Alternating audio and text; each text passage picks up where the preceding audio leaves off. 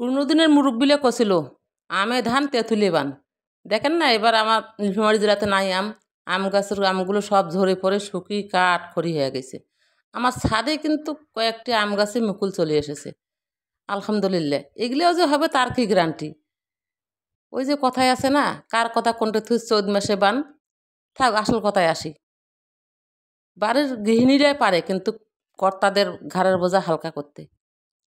যেমন কে বলছে ছাদে টবে চাষ করে খাওয়ানো যায়? আমার ছাদে এমন কোনো গাছ, এমন কোনো ফল ফুল সবজি মরিচ পেঁয়াজ রসুন এমন কোনো জিনিস নাই যেটা নাই। আপনারা চাইলে আমার মুখের কথা বিশ্বাস কেন করবেন? আপনারা চাইলে আমার এই ভিডিওতে কমেন্ট করিয়া যে এটার নাম দিয়ে কমেন্ট করবেন, আমি ওটাই আপনাদের দেখাইতে বাধ্য হব। ভিডিওটা পুরোটা না দেখলে কিছু বুঝবেন না। যেমন একটা আমি মরিচ গাছের কথা বলি। আমার ছাদে যতগুলো মরিচ গাছ আছে এগুলা জমিনে চাষ করতে গেলে হাফ বিঘা তো বেশি জমি লাগবে, তা সেগুলো আমার ছাদে আছে। জানি না বর্ষাকালে মরিচের লাগাম ছোঁয়া দাম হয়। এগুলো আমি চাষ করছি, বেশি কিছু পয়সাও ইনকাম করব এবং নিজের সংসারের কাজেও লাগাবো।